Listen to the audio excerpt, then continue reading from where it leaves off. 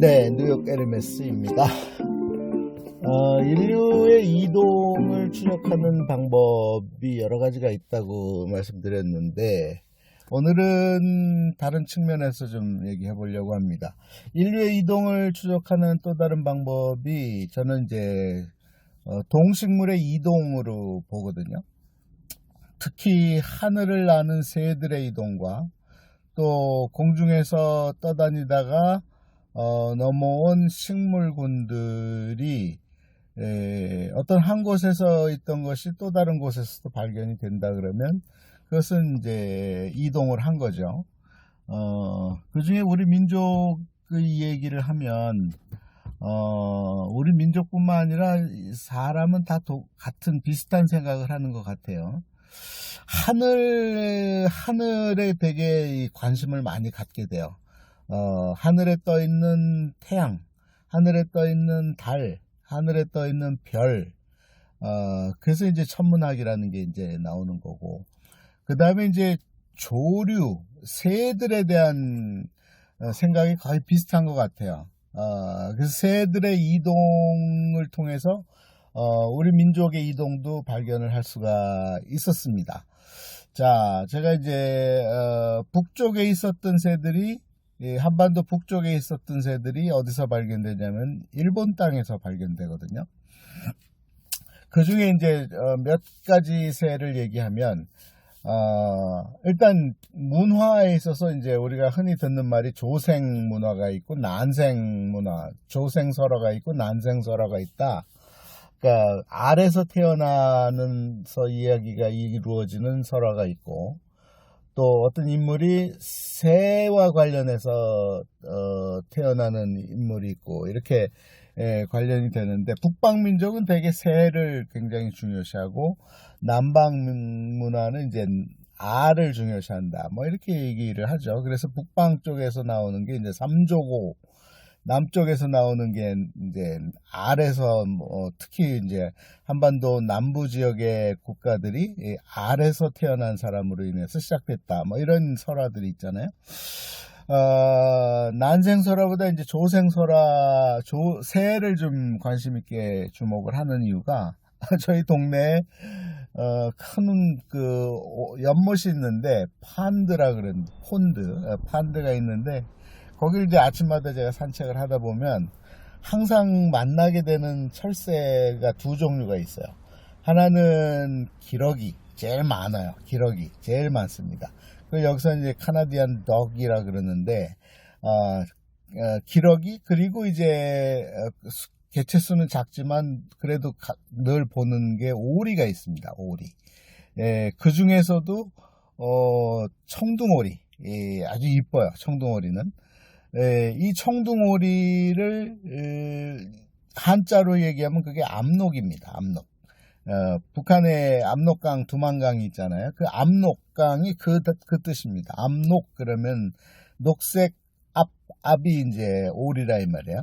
그러니까 청둥오리가, 철새가 저 북쪽에 더 추운 지방에서 있다가 이제 계절이 변화하면서 남쪽으로 오게 되는데, 그 청둥오리를 한반도에서도 발견하지만 일본에 가니까 있어요. 발견을 했습니다. 제가 일본을 여행을 하면서 청둥오리들이 상당수 개체가 있다는 것을 발견을 했습니다.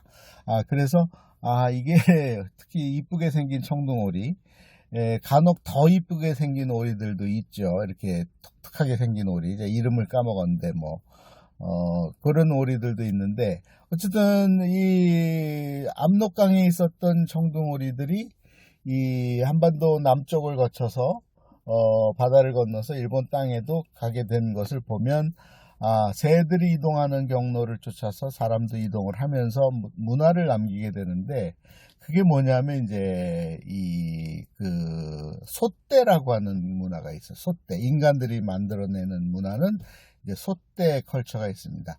소떼가 뭐냐면 긴 장대 위에다가 새 모양을, 그 새 모양은 대부분이 오리, 기러기 모양입니다.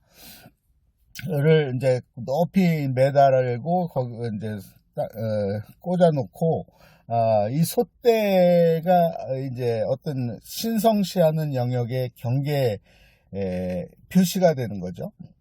그래서 그 솥대 안으로 들어오면 이제 소도라고 하는 것이 있어서 거기는 이제 아무나 출입하지 못하고 뭐 치외 법권이기도 하고 치외 법권이라는 얘기는 고대 시대의 그 통치 문화는 신정일치였다 이거죠. 그러니까 정치 리더가 최고 책임자가 이제 신관을 옆에다 늘 끼고 있었다. 그게 이제 한반도에도 내려오고 일본 땅에도 가게 돼요. 그래서 한반도에서도 많은 솥대들이 발견이 되는데 그 솥대가 일본 땅에 가면 뭘로 변화가 되냐면 도리로 변화가 됩니다. 또는 도리가 거하는 곳, 도리가 머무는 곳 이런 뜻을 갖습니다. 도리이는. 도리는 이제 지금의 옛 조선시대로 보면 홍살문에 해당되는 그런 모양새를 갖추고 있죠. 근데 이 고대 시대에는 북방민족들은 솥대 문화가 내려왔고 그것이 변화되면서 일본에 와서는 도리로 변하게 돼요. 그걸 보면서 이 북방민족들이 이 한반도를 거쳐서 일본 땅에도 오게 되었구나라는 것을 이제 새를 통해서 볼 수 있죠. 새 중에는 이제 그 지금 얘기한 기러기나 또 청둥오리 외에 일본에서 이제 우리 특히 한반도에서 넘어와서 일본에 살면서 살던 우리 조상들이 중요시했던 새가 있어요. 그게 뭐냐면 바로 학입니다. 학. 두루미과죠. 두루미. 예, 두루미는 큰 두루미는 굉장히 뭐 거의 동물급에 해당되잖아요. 예, 두루미를 이제 일본에서는 학이라 그러고 그걸 츠루라 그래요. 그래서 오사카에 가면 츠루하시가 있어요. 학다리라 이 말이죠. 츠루하시. 예, 학다리가 있어요. 이 츠루하시 이 새인 학이 이제 일본에 와서 츠루가 되면서 츠루와 관련되는 이제 어떤 무용이 발생하게 되죠. 그리고 이제 서민층에서는 지금 츠루하시 그러면은 츠루하시란 단어를 듣는 순간 눈물이 왈컥 쏟아지는 분들도 계실 거예요. 왜냐면 이 츠루하시가 오사카의 이 나니와 옛날 이름은 나니와하고 지금은 남바로 읽죠. 왜냐면 한자로 남파로 썼기 때문에 옛날엔 나니와라고 읽었습니다. 그래서 거기에 나니와 궁이 있었죠. 나니와 궁에 우리 한반도에서 나온 백제인들이 거기다가 궁을 짓고 초기에 거기에 거처를 했고 이후에 중세시대 이후에 그걸 중복원했던 그런 역사가 있습니다.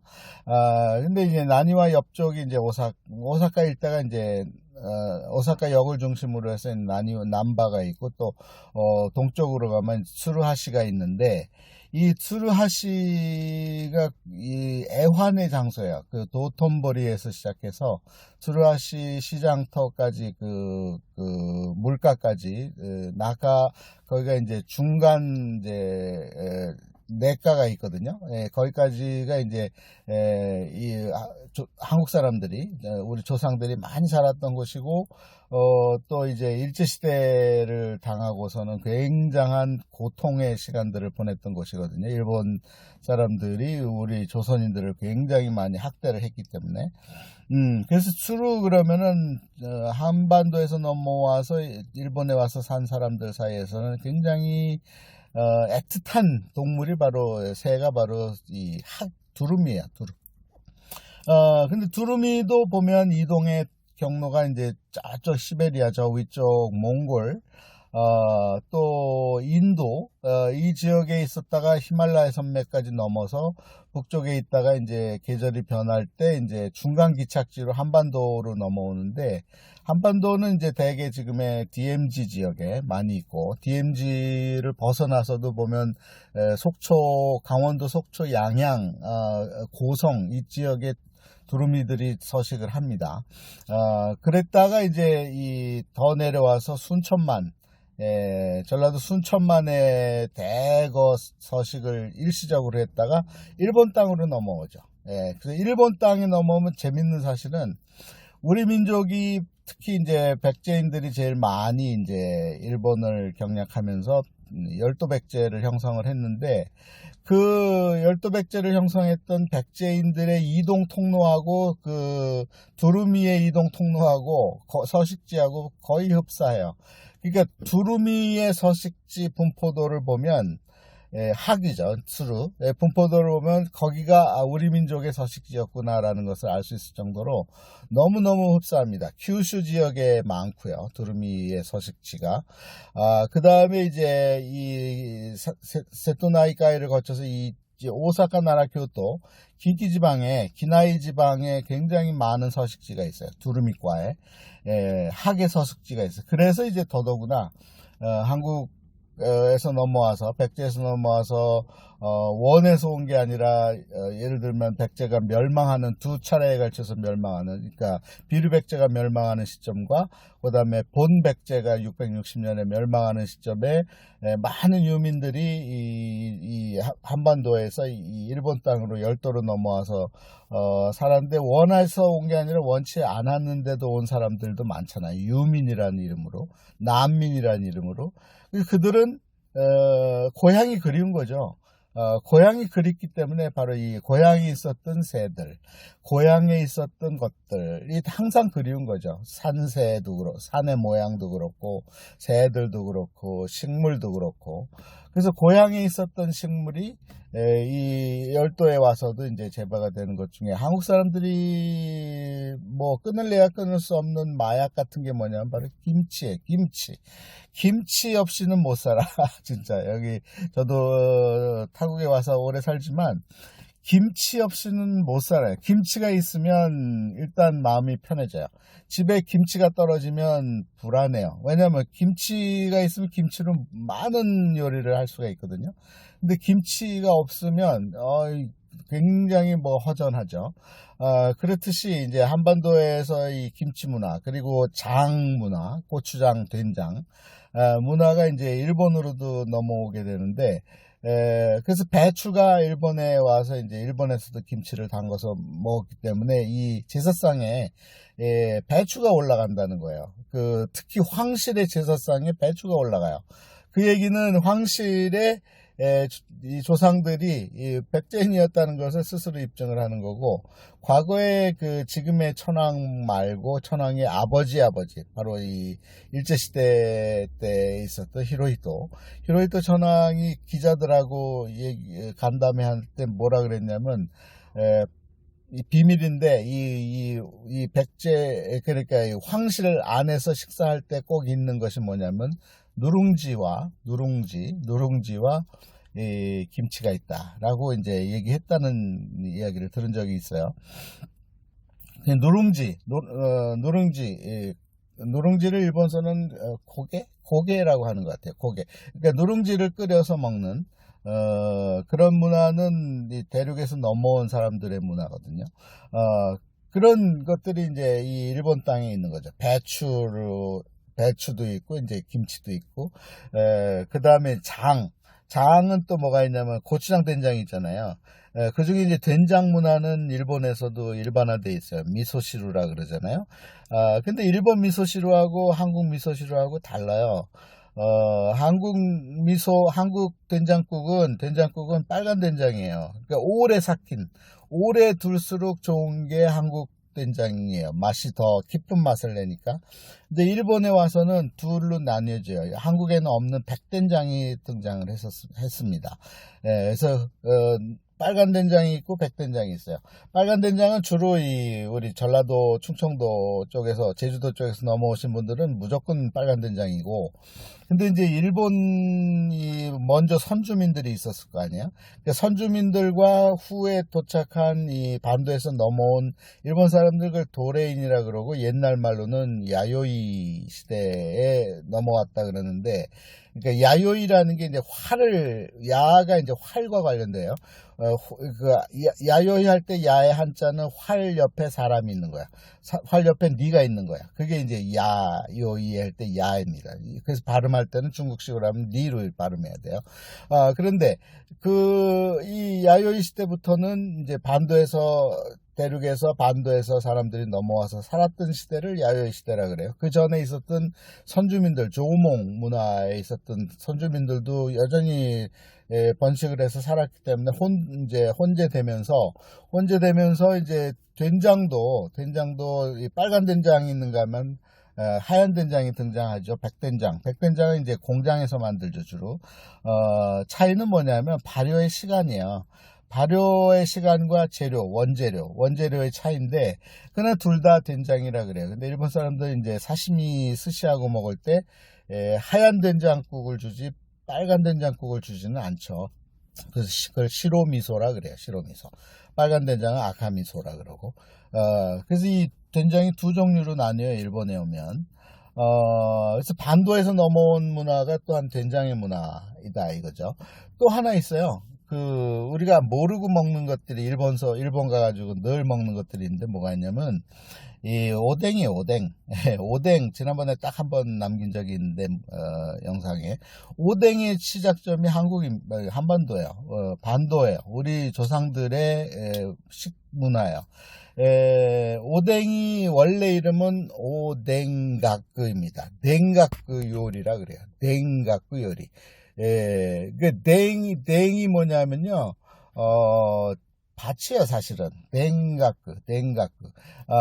이 오뎅은 원래 바닷가의 음식이 아니라 농경문화에서의 음식입니다. 지금도 댕가쿠 요리를 보존하는 보존회가 있어요. 이 큐슈 지역에 가면. 그래서 댕가쿠 요리인데 줄여서 그냥 가쿠 없애버리고 댕 그랬어요. 거기다 오를 붙여서 오뎅 이렇게 됐는데, 뭐냐면 쿠시 문화입니다. 꼬치에다가 먹고 싶은 거, 특히 두부, 또 이제 밭에서 나는 고기 종류라고 할 수 있는 두부, 그 다음에 민물에서 잡은 민물고기 등을 이제 이 농사 지을 때 이 불을 피워놓고 거기다 꼬치를 꽂은 다음에 이렇게 대각선으로 세워놓으면 그게 이제 익어가잖아요. 그게 냉가쿠 요리예요. 냉가쿠 요리의 를 제일 좋아했던 사람은 바로 선조대왕이죠. 임진왜란 때 이제 북쪽으로 쫓겨 가면서 이제 배가 고프니까 음식을 찾았는데, 그 중에 이제 북쪽으로 가면서 뭐가 등장하냐면 우리가 잘 아는 도루묵, 말짱 도루묵이다라는 게 거기서 시작이 되는데, 선조대왕이한테 바친 음식이 뭐냐면 이 산천어죠. 산천어 중에 이제 여러라 그래. 은어가 있죠, 은어가 이제 도루묵입니다. 은어를 잡아서 이제 줬더니 선조가 이걸 먹어보더니 너무 맛있다고, 이게 도대체 귀환한 다음에 이제 일본과의 전쟁이 끝나고 다시 왕궁으로 돌아와서 이제 그 맛이 그리워서 그때 먹었던 그 물고기 해와라 그래서 먹었는데, 옛날 그 맛이 안 나서 다시 치워버려라. 그래서 막장 도루묵이 됐다. 그 도루묵이 은어거든요. 그러니까 산천어죠. 그러니까 일급수에서만 자란다고 하는. 난 귀환한 다음에 이제 일본과의 전쟁이 끝나고 다시 왕궁으로 돌아와서 이제 그 맛이 그리워서 그때 먹었던 그 물고기 해와라 그래서 먹었는데, 옛날 그 맛이 안 나서 한다고 하는 그런 민물고기를 이제 일본에서 농촌에서 꼬치에 꽂아서 두부도 꽂고, 그 다음에 나스라 그래서 가지 종류도 꽂고, 피망도 꽂고, 꽂아서 이제 꼬치로 해서 구워서 먹은 요리가 바로 냉가쿠 요리예요. 요리 빼고 남은 게 오뎅인데, 그 꼬치가 이제, 거기다 이제 육수를 부어서, 물가로 나와서는, 바닷가로 와서는 그게 이제, 오뎅이 된 거죠. 오뎅이라고 하는, 우리는 그냥 어묵이라고 하는, 어묵이 되어 버린 거죠. 그 요리의 시작, 어묵 요리, 오뎅의 시작은 한반도다, 우리 민족이다, 라는 것을 알려드립니다.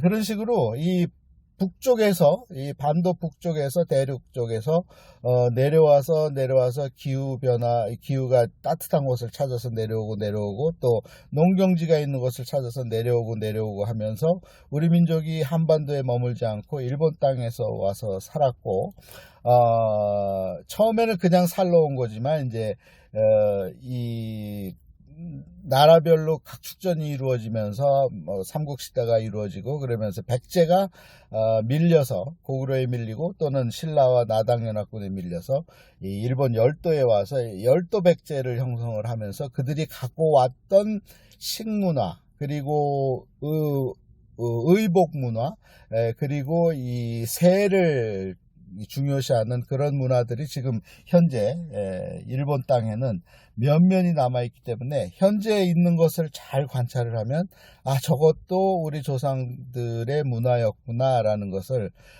뜻하지 않게 발견하면서 놀랄 때가 있죠. 그런 것을 통해서 새의 이동 또 음식의 이동 동물의 이동을 통해서 인류가 이동했다는 것을 현실 세계에서도 많이 발견할 수 있다.